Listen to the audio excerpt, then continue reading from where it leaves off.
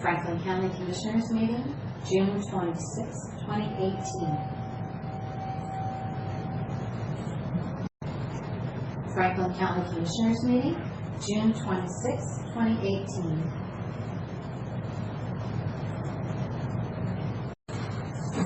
Okay, good morning. Welcome everybody to the regular board meeting of the Franklin County Board of Commissioners. Today is Tuesday, June 26, 2018. For the record, all three commissioners are here.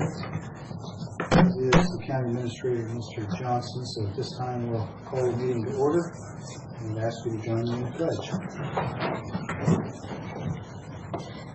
I pledge allegiance to the flag of the United States of America and to the republic for which it stands, one nation, under God, indivisible, with liberty and justice for all.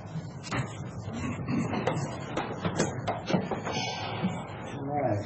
First order of business on the regular agenda is the approval of minutes, which can stand as approved if there are no objections, corrections from any member of the board. Approved as written. Okay. Or read, I should say. Okay. So the minutes are approved by consent of the board as presented. Next item of business is a public hearing. This is to receive public testimony regarding Franklin County's 6-year transportation improvement plan. This is a recurring event for us. I'm going to ask Mr. Mahoney from Public Works to come up and join us. Matt, if you would give a sort of a summary introduction for people who are listening about the tip, the purpose, why we're doing a public hearing, and then at that point I'll formally open the hearing and we'll take any comments anybody has. Great. Thank you, Mr. Chairman. Welcome. Good morning. For the record, Mr. Erdman, our county engineer, who makes the road straight when you're supposed to be and curved when you're not. Great. Thank you. The purpose of this public hearing is to review the proposed transportation improvement program for Franklin County for the years of 2019 through 2024. As part of the Federal Highway Administration's allocation of funding, each state is required to submit a 6-year statewide transportation improvement plan. The Washington State Department of Transportation compiles its plan from the regional transportation improvement plan submitted by the local jurisdictions. The Franklin County Transportation Plan for 2019 through 2024 covers the anticipated projects for the next 6 years, regardless of funding source. The first 4 years of this plan are fiscally constrained. Per RCW 3681.121, and let me recite that again, RCW 36.81. Matt, would you just put in plain English for some of us what fiscally constrained in the first 4 years means? Yes. I can either give you the full answer, or I could just name short.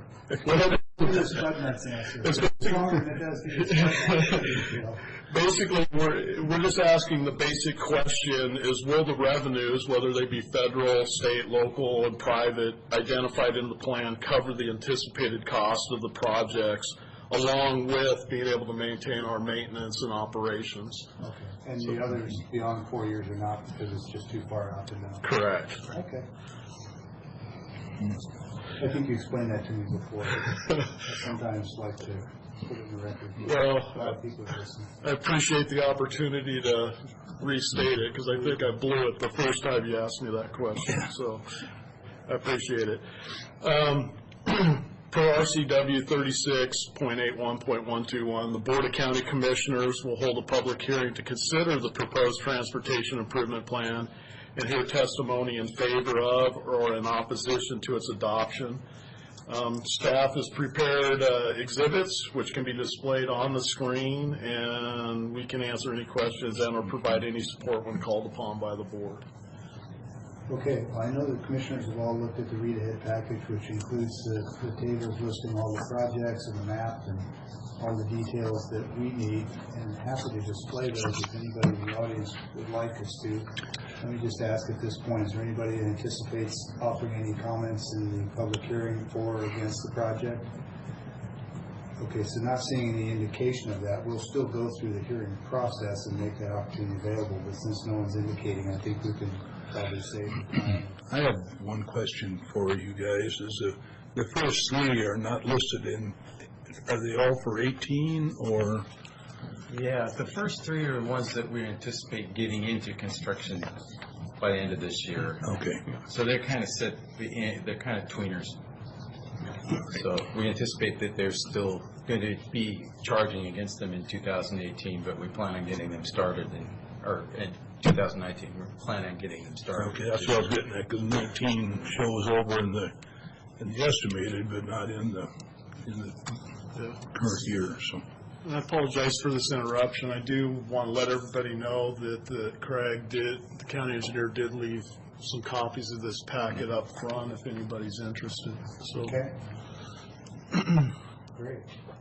Other comments, questions before we open the public hearing? We can have more discussion during and after. Right. Giving an opportunity at this point.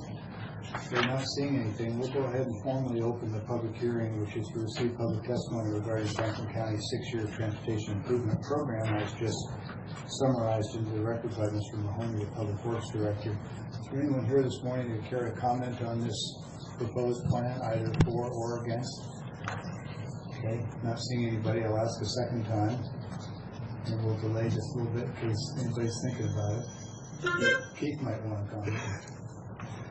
Okay, second call. All right, third and final call. Anybody that wishes to comment for or against, or just a general remark? Okay, not seeing anyone wishing to do that, we'll go ahead and close the formal portion of the public hearing and move on to commissioner comments or questions if there are any. I have one that just sticks out in my mind. I've been hearing quite a bit of complaints about the Moon Road and the going down the dip by the train railroad track. Mm-hmm. And is this the same one that will be on number 17 in 2020? Is this to fix that problem? Yes. Seems like I've been hearing a lot of complaints about that one. Is that something that is a little more serious, critical, that maybe? Well, we had a geotechnical engineer look at the situation, and it's going to take more than just a normal fix. So right now we're working on the funding side of that issue and looking to take some action. Right now it's stable the way it is. We blade flashed and took out the hump. We might have to go back and revisit that again. And we're still keeping the speed restricted in that area, but we don't have any load restriction right now. You don't have a load restriction, so anything can go over at this point. That's just because as long as they be the speed that we asked. Okay. We lowered that to 35, I believe. Yeah. I think this is part of our, a fairly recent conversation that we had with the board, and like I said, we have gone in and put in what we consider to be a very good repair. We use hot mix asphalt, and then of course we're still monitoring it and making sure there's no further movement. But as Craig stated, it's a considerable amount of, it's really removing that whole fill and starting over. Yeah, right. So the complaints I heard was in the last month, and I think maybe you explained that to us before. So it doesn't seem like maybe it's a real good fix at this point. I mean, maybe I'm wrong. I mean, how do you feel about that? I think so. I drove over it after it was fixed, and I don't even notice it. I mean, okay, you really don't. You can visually see it, but I drove it at a pretty high speed, low speed, and we still have it posted for the lower speed right now. Yeah, that's good. Yes. Well, that's it. I think if you use low speed, you're safe. You're in safer conditions. So, okay. It'll be a test when all the sped trucks run over it this fall. Correct. That's right. So, Matt, would it be fair to summarize what you just said, that while it is a priority, it's not a high enough priority to eclipse some of the other items that are ahead of it, and we don't have identified funding, even if we wanted to move it up in priority? Is that overstating it? Could we move the money from somewhere else if we decided, let's say that the thing collapsed tomorrow? I know it's not going to, but let's say it did, and it became a higher priority. Can you shuffle some of the funding to deal with it if we needed to? Of course, the local funds we could. Right. We're talking well over $1 million project. I don't want to say multi-million. Yeah, you know, and that's because this is one of those ones that has a lot of, we don't know. Right. And I anticipate, we wanted to get it on the STIP. And maybe I should have put it up into 19, but mostly we just wanted to get it in front of you to be aware on the STIP, and we can move that project Yes. up and down the STIP as That's really necessary. where I was going. Correct. Trying not to. I'm sorry. No, No, so, it was probably a little convoluted, so I was trying not to put you in a corner, but the idea is that some of these things are fluid if funding becomes available. But it's a Absolutely. big enough chunk of money, we don't want to do it all out of local money. correct. Okay. Then following with that, number 13, the Hollydorf one, I see you have that up there in 2019, so that's a year away, so that one should, is that's the intersection we're talking about? Yes. Yes, so that's probably a good move, that's about as quick as you could do it, probably, really. Yeah, we'll have to do some design work in-house probably over the following winter. And I anticipate doing that in-house. And then we'll figure out how to get some money to it. Yeah, if the board recalls, you requested that we come back with some options, and we plan on doing that, so. Okay. We all collectively identified the problem. We got signage up immediately. We don't have a terrible accident history there, thank goodness. Yes. And hopefully attention to it, enforcement, signage, we'll keep it safe until we can get the funds to reroute it. Yeah, I will report that Craig Erdman and another staff member did go to its sister Oh, in Yakima County, yes. Yeah, I consulted with Mr. Petroshevsky, the county engineer over at Yakima County. We went and visited his.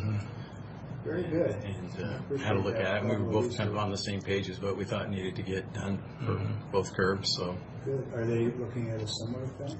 Yes, yeah, you know, it's kind of a realignment is where we're both kind of looking at, so. Yeah, that's great. Okay, I have just one more thought here. It's nothing important, but it's number 43, the very last one. You know, I see you get that on the list, but is that paving that Palouse Road? Yeah, eventually that'd be something you know, especially if it stays under county control. You know, since it's been declared the state waterfall, the visitations to it have increased a huge amount. Right. And that being a gravel road, it is taking its toll on it. Pretty bumpy at times. It's pretty bumpy and it's remote. It's a difficult road for us to maintain in any regard. So I'm, you know, hopefully trying to see if there's some connecting Washington money or something that can. Yes, we've been actively pursuing that, so it could jump up if we could see about getting some help from the state or the feds on getting that road done, because in its original state, it was a local access road that now is functioning like you would expect, with a lot of motorhomes and vehicles going down there, and it's just that, it's a gravel road in the dry land area of the county, and for us, it's a pretty large expense, and as we all know, the state collects fees for people to utilize the park, so we're trying to have conversations with them with getting some assistance in getting that road hard surface so that it will really benefit everybody at that point. Some state impact fees will be appropriate. See if that's available. Okay. And one reason why I'm glad to hear this could move up is because with the incidents we've had out there, even though they may use helicopter, the first responders, it's a pretty tough road to get to, and I think it sure would be beneficial. So that's good. It's good discussion. Thank you. Okay, any other comments or discussion on the proposed 6-year TIP, 2019-2024? If not, and if there's an interest, motion would be in order. I will move that we accept the 6-year transportation improvement program as listed in the documents here. I don't know if you have a number there. It's Resolution 2018-205. If you put that in there. I would second. There's a motion and second for approval of Resolution 2018-205 entitled Franklin County 6-Year Statewide Transportation Improvement Program 2019 to 2024. Any other comments, questions, or discussion?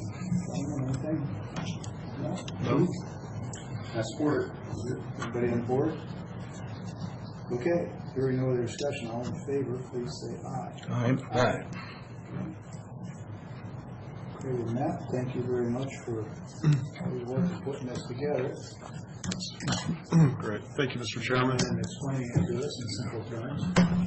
Thank you. Thank you, Commissioners. Thanks. Thank you.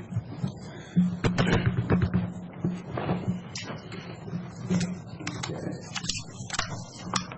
Next on our agenda this morning are friends from WSU Extension. This is 4-H and Youth Development Update. And looks like it's going to be McKinney Scott and Lauren Romney. Did you get that? Yeah, Scott. It was close, though. The heck, Natalie, you got a new name and a new job on? I know. Well, I should have had my new name a lot sooner. It just took me a while to get there. That's all it was. A lot of people have noticed the difference. Yeah. Okay, so what do you have for us this morning?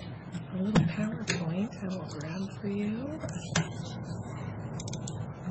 We do have a little video. Was the life, or is this working? It's not? Okay. We don't have a little video.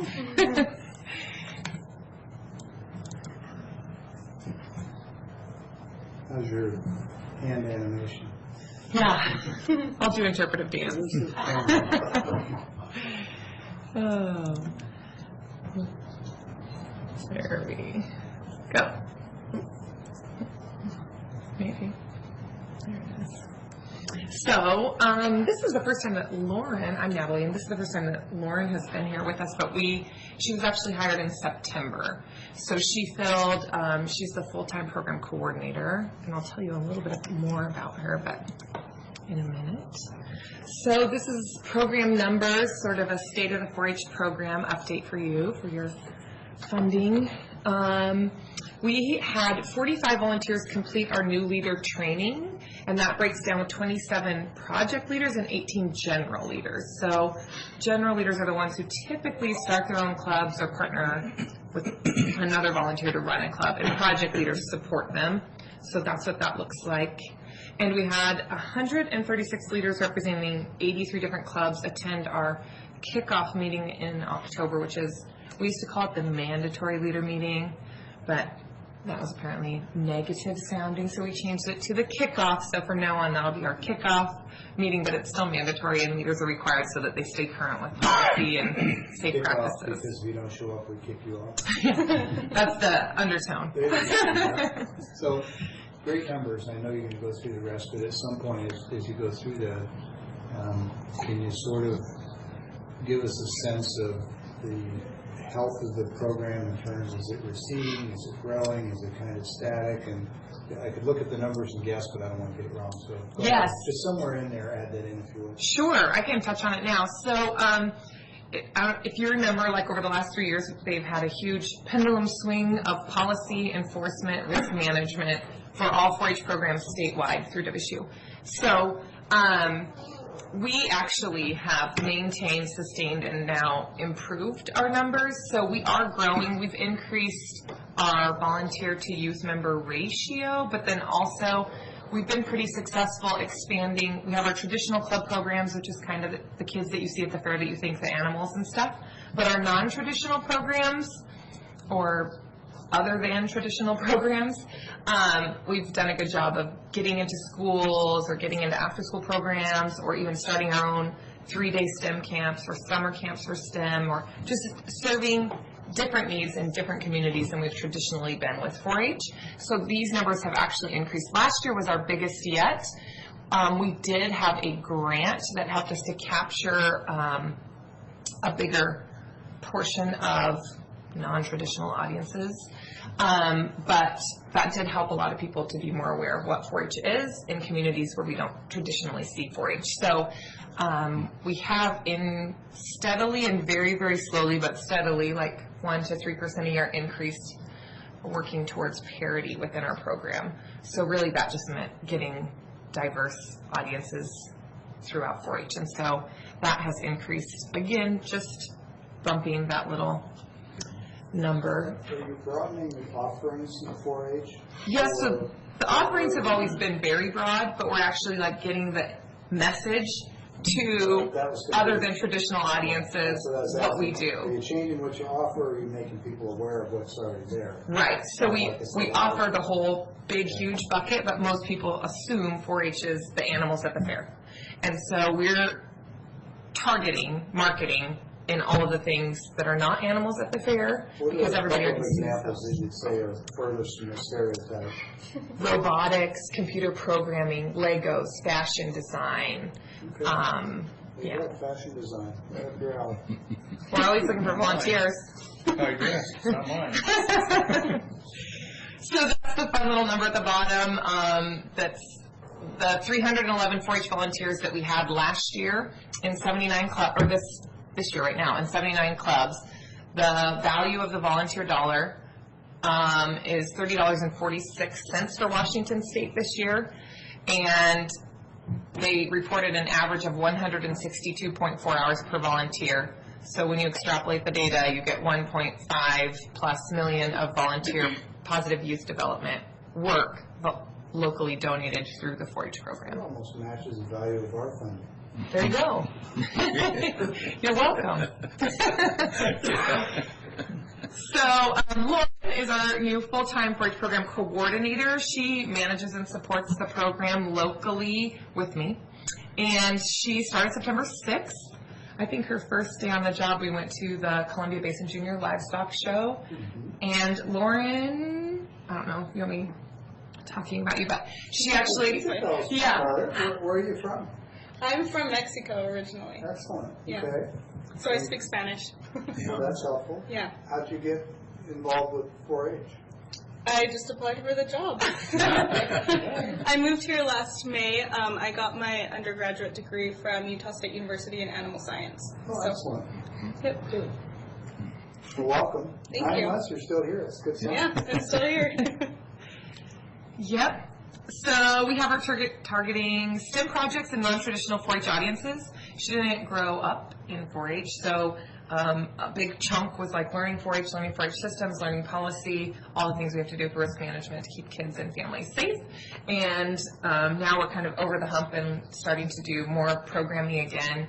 She did get to partner with Pasco Schools. They asked us to come into a few of their English language learning classrooms. So one was Russian speaking and one was Spanish speaking, and she did STEM projects with them. And we actually bumped into one of the volunteers that was in the classroom yesterday, and they still are talking about it and they want to do more. So we're seeing what we can do there.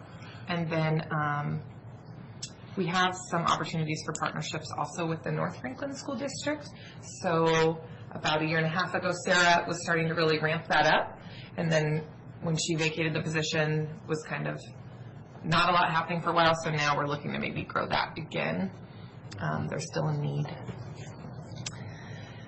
So, You mentioned North County and North Franklin.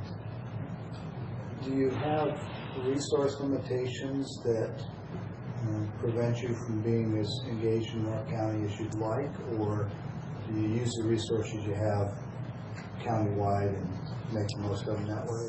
yep, so we're able to use the resources we have countywide, but then also North Franklin School District population allows us to apply for different kinds of grants and stuff to support it. So we need like an initial partnership with them or programming with them to get our initial data of what we're doing with the kids and what success we're seeing, and then usually like 1 year of piloting or running the program, we can usually take that data and then get support funding.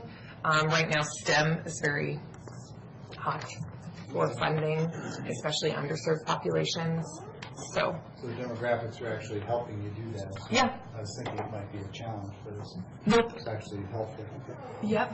And we have a brand new state 4-H program director, and she's very active, and so she's really looking at targeting like the $1 million funds and then rolling those out statewide. So states counties that have populations that meet the demographics that are needed by those grants, we're able to capture. And Franklin County allows us a lot of opportunities to get grant money through different sectors, and Benton County as well, because we have the STEM partnership stuff all happening over Hanford, the greater Hanford area. So,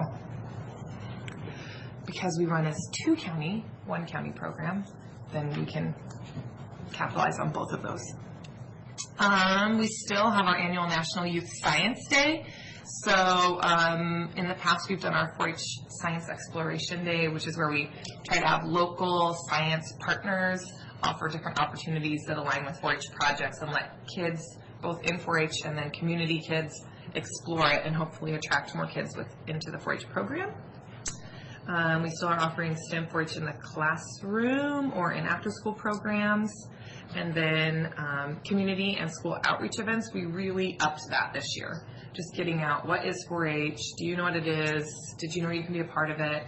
Got invited to a lot throughout all of Benton and Franklin counties, school science nights and community outreaching. So that was good. Who handles your outreach? I saw that you have some background with marketing and branding. I'm just thinking that PSA time is pretty valuable and might be a good vehicle for us to expand people's awareness that 4-H is, yes, much broader than most people, myself included, realize. Yeah, that is something that we've really talked about this year. Is like we really have to do a better job of telling our story to the counties, but even to the state. So we actually, Washington State bought into the national branding marketing campaign of 4-H. So that offers us like instant, ready to go fact sheets, PSAs. So what we're trying to do is, get those and then add local faces, which the little video that Lauren made, we used all of our 4-H camp photos and then added the national branding, but look for it on YouTube. But we also, yes, so then also just last week we met with the Benton Franklin Fair, and they are interested in just doing more with 4-H and helping us to message that. And so they are looking for 4-H alumni throughout Benton and Franklin County who would be interested in sharing their story and the impact that 4-H had on them. They're looking at it. I don't know why. So if you know anybody who'd like to do that and they get in touch with our office, we're going to do short little snippets, and they're going to create commercials. So you have a fashion commercial? Yeah, I mean, we can make it happen. So that was a recent new partnership that she really wants to use 4-H, and we would love that extra expertise and exposure. So working on those to just get it more known. The fashion thing, in case you haven't picked up on it, is we have this little thing about who's wearing a tie what week and who's not. And it seems inevitably that you don't, the three of us. Nobody today. That's right, which is kind of unusual. Normally, Mr. Miller would show up with a tie and a coat and looking all professional. Bob and I'll kind of just roll in. But, it just would have worked better if you'd worn a tie. Yeah. That makes sense. So then, where we're headed, we are working towards increasing parity, reaching underserved and non-traditional audiences, widening the scope of 4-H programming, and educating the community. So we kind of already talked about all this. And then cows and plows. We're more than cows and plows.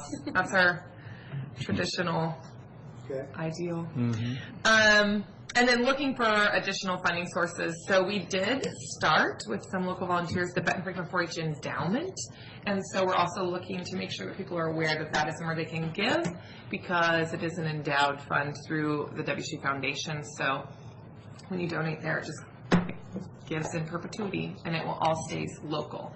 So WSU doesn't even get, I think they get 2%. So typically when you donate to WSU, in case you didn't know, lots of your money goes 8%, 26% away into money handling. So through the endowment, it's only 2%. So most of it is staying locally. 2% overhead. Yeah. So for my benefit, and maybe some others, the last line says Benton Franklin 4-H Endowment, but it's the Benton Franklin 4-H piece. Can you just sort of summarize? We have both counties involved, but we don't have all the same programs in each county. Yes, so that is bigger picture WSU Extension. And so a long, long time ago, before any of us, 19 or 27 or 1917, Benton and Franklin counties decided that rather because well, the county seats in Prosser, but because the people were that side of the river and this side of the river. The county treasurer went to Europe to fight in the war, and they appointed his wife to replace him, but didn't. That's interesting. So rather than duplicate services and have one 40 person on this side of the river and one on that, and one ag and one ag, they separated services and said each county would have 4, but 4 different servings. So like Master Gardeners, that program is run out of the Benton County office, but they service all the volunteers and programming for Franklin County, just like 4-H is out of the Franklin County office, but we provide the services and programming also for Benton County. Okay. But with your local support and with Lauren's position, that's the Franklin County position, we do try to keep most of her programming efforts here, or they're open to Benton County, but they have to come over here to get them. So that's just kind of how we worked it. That's good. Yeah. Goals going forward. These are a few 4-H camp kiddos from 2 weeks ago. Increasing participation within the 4-H program delivery modes.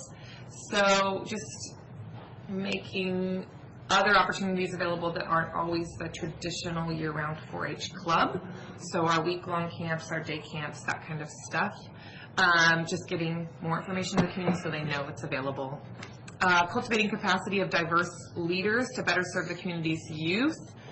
So just still recruiting volunteers of all different shapes, sizes, and kinds to come and be a part of the program.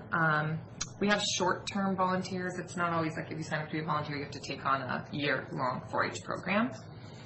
Maximizing promotion and marketing of the local 4-H positive youth development program.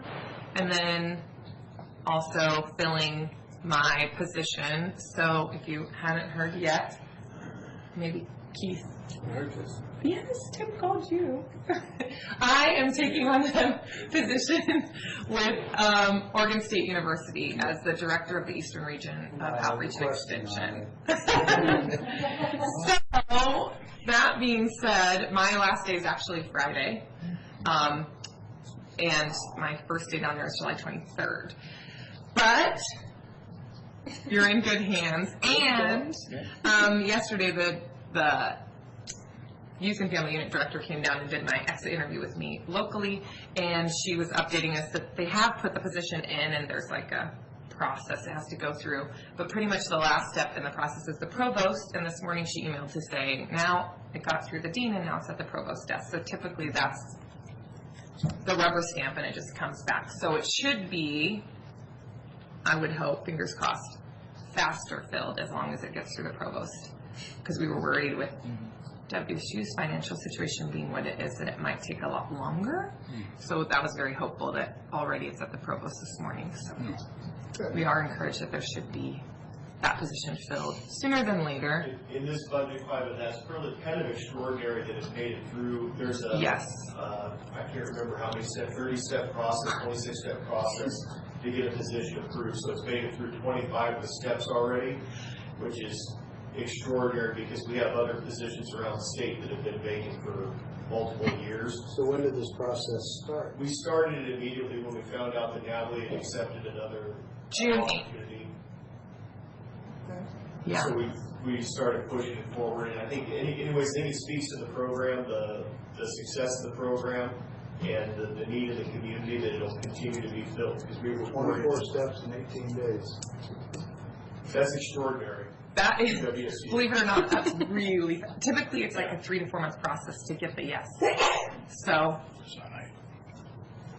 go Franklin County. Our new dean has only been on for about 4 months. Oh yeah, he was hired June 1st. The Must new be dean. something happening. Yeah. So anyways, it's a really good sign. It'll still take, I anticipate it'll probably take 10 months, maybe a year to get somebody in the position. Depending on the purse. To have somebody in the seat, but the fact that it's moved through is really encouraging. Well, that speaks volumes for the program, and So you was in Pullman 10 days ago? Oh, good. I was thinking, I don't want to have to send my commissioners up there to talk to them, but hey, no. Yeah, so we're encouraged, and so we're hoping, we have 2 different faculty members who will have oversight and assistance, one who does the volunteer statewide programming and one from another regional county program, who will be helping Lauren in the meantime to stay connected with the state and what's going on at the faculty level to make sure that we're still aligning and moving forward. So, yeah, we're very encouraged by the news. Yes. Ducks or beavers? A beaver. Okay. Is that okay? I'll still say roll tide.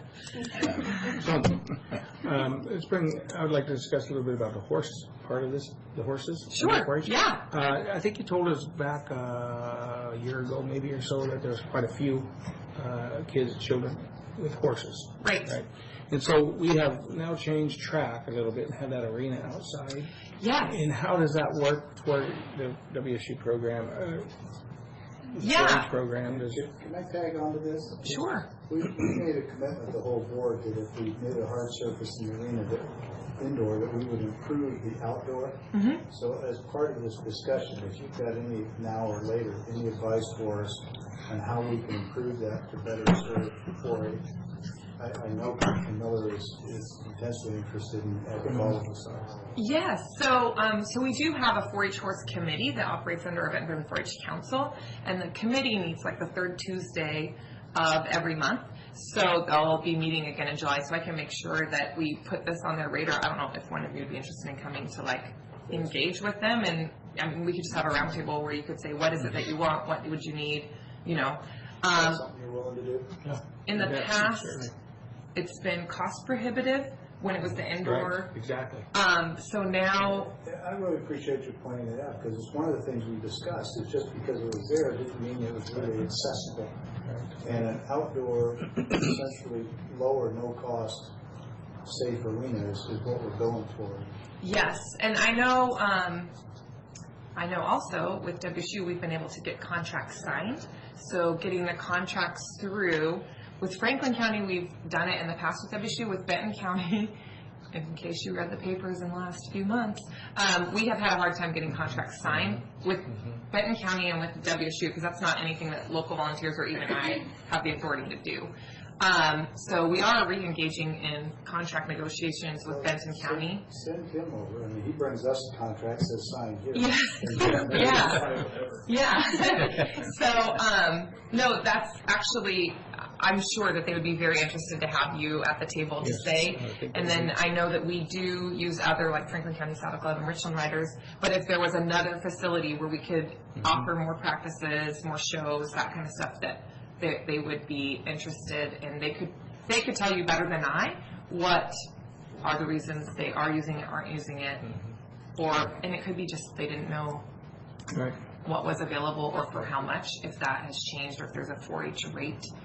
Yeah, and the other thing I would add is that part of the informal discussion, no decisions made, is that perhaps some of those barns or paddocks that are out there could be removed, the arena could be reoriented north-south and made significantly bigger. And then those surplus stalls could go somewhere, and we could auction them, we could surplus them. We'd have to investigate, but if 4-H had a use for those, and it turned out to be legal, I think that's something the board might consider as support too. Okay. Not a commitment, just saying, I think it's an idea worth pursuing. Yeah, for sure. Okay, I will connect with you, Rick, after, and I'll email you so you can get set up to be at the next meeting. Thank you. Yeah. Anything else? Sorry to lose you, though. Oh, thank you. It was not an easy decision, but I'm excited for the opportunities down there. Well, ever since I've been a commissioner, I've met you here, and I've really admired your work. So Thank you. I'm going to miss it also. So I'm sure we all are. Thanks. I'm going to have to stop at just telling people my stock 4-H answer. I don't know, call that. Now just insert Lauren, and they'll still be good. I don't know, call Lauren. Practice that. A lot of years of saying, call that one. I know, sorry. All right. Thank you very much. Thank you. Thank you. Welcome aboard, Lauren. Thank you. Oh, and could I, on the position refill, when we come to that point to refill the position, in the past, we've had one of the commissioners on the committee, on the hiring committee, and I'd just like to put that out there that we probably would still like, we would like to have your guys' input. So if you guys can think about who might want to volunteer to serve on that committee. I'll volunteer unless somebody else wants to do it. In that case, I'll defer. No, that's That'd be great. I'll keep you in the loop, and we've got kind of a standard process. They modify it a little bit, but I'll keep you engaged as to what we're going to do there, so I appreciate that. Thank you. And I will point out, too, that you didn't harass Miss Kitty for not bringing in donuts on her last day. It's Friday. This is something I would miss. I just want to make sure we're equally. I'm sorry for not bringing I tried to Carrot. speed it up when I was talking to Matt. I said, could you give us the... I know I heard that. I just And I wanted thought, to you point know, out that the there it donut. is. The T-ball, we set it up on the little post you're supposed to hit. The reality is, we meet here every week. Oh, okay. Well, I had my hands in health, so I'll bring like carrots and dip. Yeah. For that.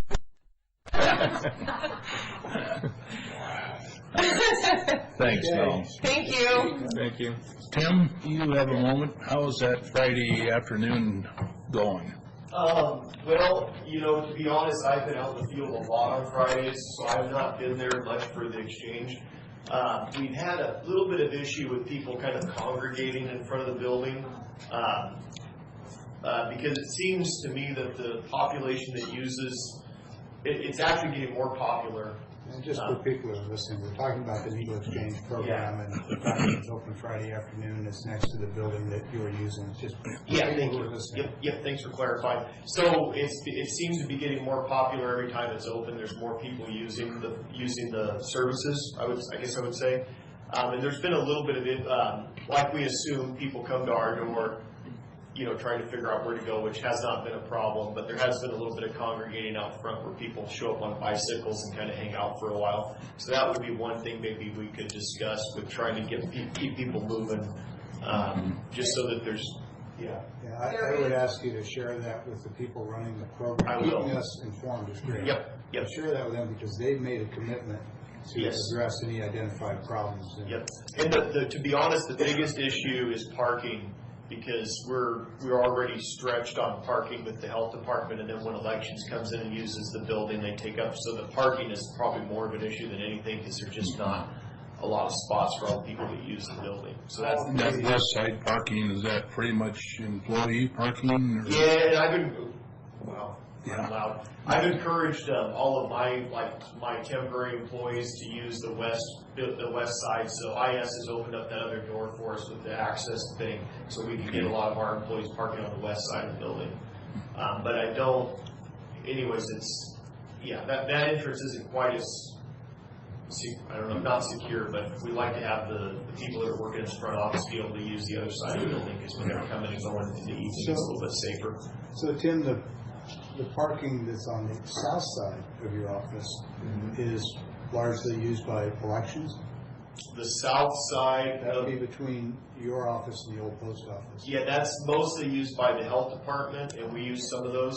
So the health department, they like to enter through that door, although they have access to the other door as well. So I'd like for Keith to take a look at that, or have somebody take a look at it. Yeah. Because I'm not sure that we have the right answer on that parking situation. And especially for people who are occasional part-time users, they ought not be occupying a lot of that when you've got people working there every day. So if you would, take a look at that and make sure that we've got a fair, reasonable parking plan, and it's predicated on people who are regular users as opposed to occasional. Yeah, but that's the only issue so far. But I'll communicate with the Blue Mountain Heart to Heart about the loitering, and just make sure that they encourage people to keep moving. And the parking thing, of course, is deeper than just convenience. It gets to this issue of where your employees come and go, how much traffic they cross with the Blue Mountain folks, how much intersection there is with the health department employees. frankly, I think the health department folks could park on the west side. I've had that opinion for quite some time as well. And it makes a whole lot more sense for your folks to park on the south side. I wasn't aware that there was that crossing going on, so Yeah. we'll ask Keith to take a look and give us some advice. That would make a lot more sense. And like I said, Certainly seems like it. for my employees, when they're, especially in the winter months when it gets dark, I like the employees that are there late to be able to get to their cars quickly. You don't have to walk around the building where it's not lit as well, so. Right. And every extra 100 feet of sidewalk is potential slip and fall and. Yes, absolutely. So, Yep. Okay. And elections does do a good job telling us where they're going to be. Oh, yeah, we communicate well with elections on With there. parking, I'm sure, running around. but- Yeah. you know, Yep. balance. Right. Thanks. Yeah, thank you guys. Okay. The next item on the agenda this morning is public comment. Anyone here that just wants to speak to the board on anything related to the county or county business? Okay, not seeing any, we'll move on to office business. Do we have any payroll warrants, rosters, anything? We have fund expenditure and some payroll. I move to accept fund expenditures. There's 13 miscellaneous items, trial court improvement, law library, track operations, etc. The bottom line of those is $727,816.74. Keith has signed off, and Tim Anderson and Rosa Gomez. Okay, and I will second this motion. We got a motion and a second for approval of fund expenditures for 13 items as read into the record. Any comments or questions? All in favor, please say aye. Aye. Aye. Those who approve. Our second and final, I move for approval of fund expenditures for county roads payroll and motor vehicle payroll in the amount of $160,696.08. And I can't tell you who signed off on this, by all for one, but I Okay. don't recognize that scratch. That's their new chicken. Yeah. Okay, with that, I will second this motion. Okay, motion and second for approval of payroll from county roads and motor vehicle. Comments or questions? All in favor? Aye. Aye. Those are approved as well. And consent agenda. Just note for the record that there's been a request from staff to remove item 8. It appears there's some additional administrative work that needs to be done there to sort that out. So our consent today is items 1 through 7. And with that, Mr. Chairman, I'll make that motion, 1 through 7. Second. Okay, we have a motion and a second for approval of consent agenda items 1 through 7. Item 8 being removed for additional staff work. Are there any comments, questions, discussion on any of these 7 items? I have none. I don't either.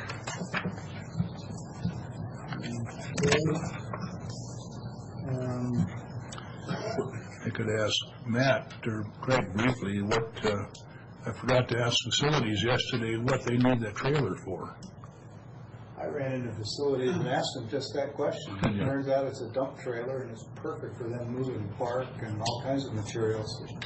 Okay. I should have asked the gentleman's name I was talking to, it was one of our employees. Well, I was out there yesterday afternoon talking to Jennifer, and I forgot all about it. Oh, well, he was telling me how great it was, and he said, you know, it's got a lot of life left in it, it just isn't something that Public Works Good. needs, and so, Okay. sounds like Well, they're it's just a- happy. Yeah. Let's see. Well, Matt, I'll take it up with you later, it's not a big deal. Just a question about one of the packages, it doesn't change your approval. All right, so we have a motion, we have a second, we had discussion, last call for comments. Hearing none, all in favor, please say aye. Aye. Aye. Consent agenda 1 through 7 is approved. And Mr. Johnson, we're on to office administration business.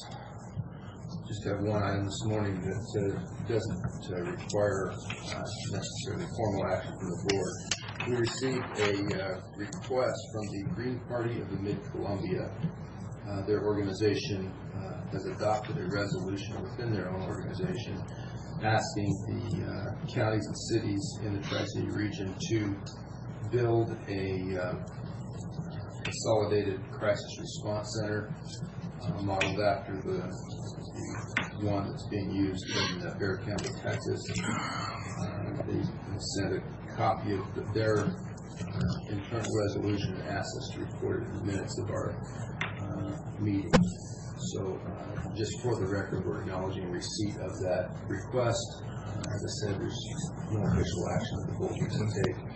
Obviously, in light of the numerous conversations and discussions we've had about the future of mental health care in the region and how we adopt the new state rules and so forth, this would likely be a part of that discussion for future decisions. But just wanted to let you be aware and make sure that got recorded in the minutes of this meeting.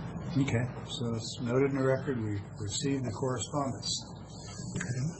Any other admin business? That's all I have this morning. Okay, second opportunity for public comment. Anybody? Sure. Come on up.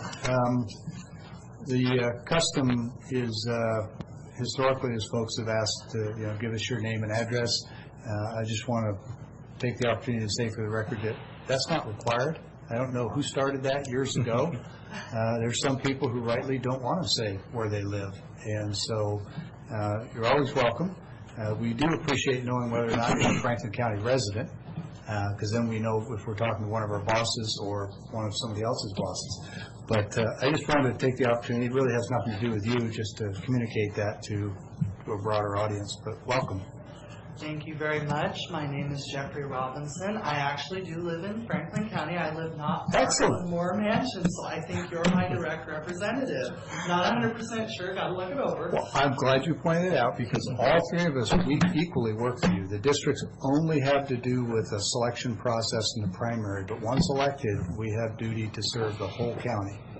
Well, I think so if you need something, you feel free to call one of these two. You know what? I think I might take you up on that. I actually just had one question for you. Sure. I've noticed in the newspaper you guys have been kind of getting hit a lot.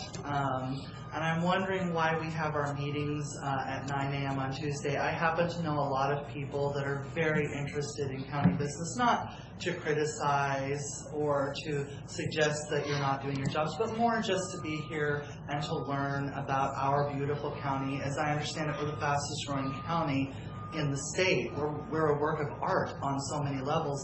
So why do we have our meetings at a time when a lot of folks who have regular jobs are not able to attend? I am glad you brought that up, and I'm happy to answer it. I'm going to give them an opportunity first if they want to. I think you probably would be precise in your answer, and I think you say clearly. I think all three of us would be happy to have the meetings evenings. It's not a convenience thing for us, but there are costs involved where we've got a historic building and courtrooms, and we've got a security perimeter around here. There's additional costs to open up security to get people in and out of the campus. And we've had a discussion about, could we maybe hold a meeting somewhere else outside the courthouse that doesn't have the security issue, and what are the costs of operating meetings in some other location where we don't have the infrastructure. That seemed to be costly and problematic. We looked at, could we isolate this part of the complex and let people in without having to worry about them traveling to other parts where there may be sensitive areas or over by the jail.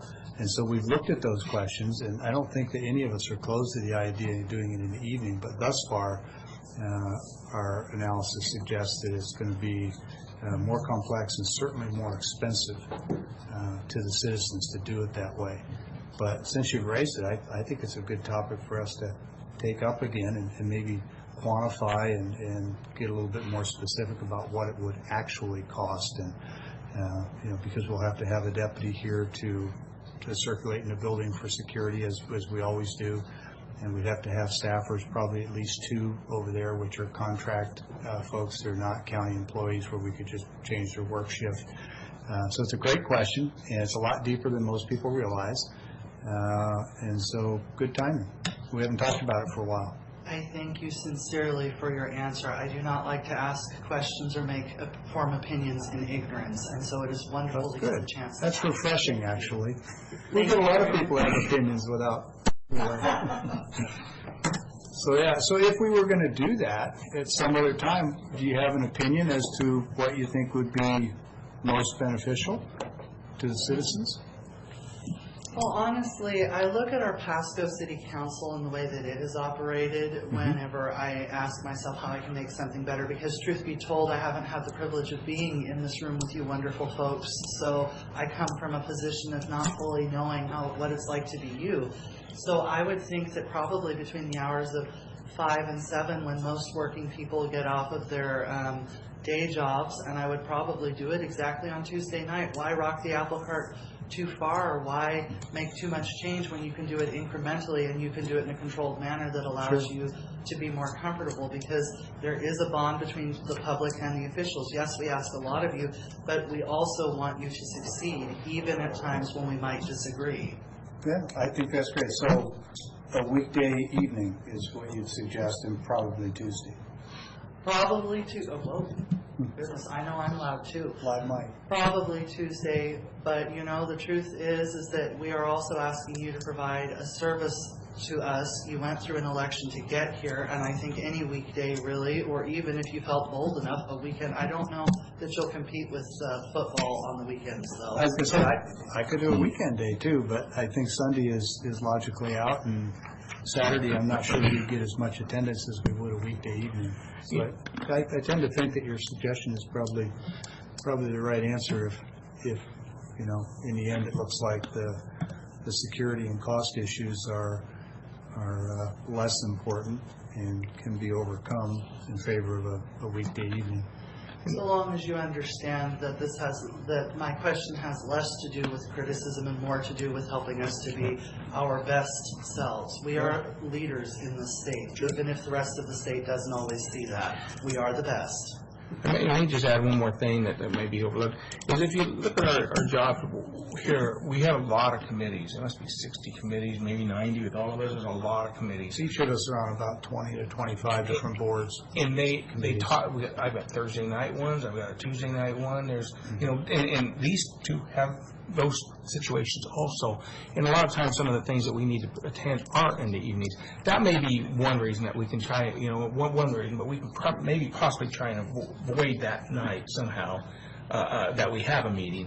We do it now Wednesday, we block everything out Wednesday morning at this point. So, that's just how, Tuesday morning. It used to be Wednesday, our meetings didn't move to Tuesday, but that is kind of one thing I could see maybe being a problem. It's just the attendance of our meetings, since there's only 3 of us. 3 amazing people. Give yourself some credit now. I'm sure this would be fun. Mm-hmm. So we also looked at televising the way City of Pasco does, and we don't really have, I think, a fully developed understanding of that yet. Keith, there were some concerns about a requirement for, was it? Closed circuit captioning. Yeah, that's what I was looking for. Closed circuit captioning for ADA requirements. Maybe we could just bump that against the city and ask them how it is they manage that and what the costs are, because that's another issue. But that would at least be a middle ground between an evening meeting, is to at least have a videotape where it's playing on local charter. We don't have charter up in North County, though. Well, we'll have to work on that. We'll buy another satellite. But I will say, I do watch the city council on TV. Like I mentioned, I saw you in an interview a couple nights ago. So there is that opportunity that works well, because I watch quite a bit of the city of Pasco. Planning boards, everything. Yeah. All right. Well, hey, thanks for being here, and thanks for taking time to share your thoughts. It really is important to us. We don't hear from a lot of people, and that's probably because we meet on Tuesday mornings. But we like to. Okay. Moving on to executive session. Keith, do we need one today? Okay. Any other business or items of business from board members? Keith, anything else from your side? Oh yes, thanks, Karen. We had talked a little good about maybe not having a meeting next week, as it's the day before the 4th of July. There is not any pressing, time-sensitive action items that need to be addressed that we're aware of at this point. So our recommendation is to cancel next week's board meeting, but certainly if you'd like to meet, we can meet. I don't So- think we're gonna have a forum. Right, so I know Commissioner Cook is scheduled to be out of town. I may be out of town. I'll be here, But I would ask for the board's consensus and authority to allow the chair to sign any necessary payroll or administrative documents as has been the custom yes, historically. affirmative. Yeah, in the interim, so that we don't hold up anybody's paperwork or pay. Okay, last call for any other business? All right, hearing no other business, we're adjourned.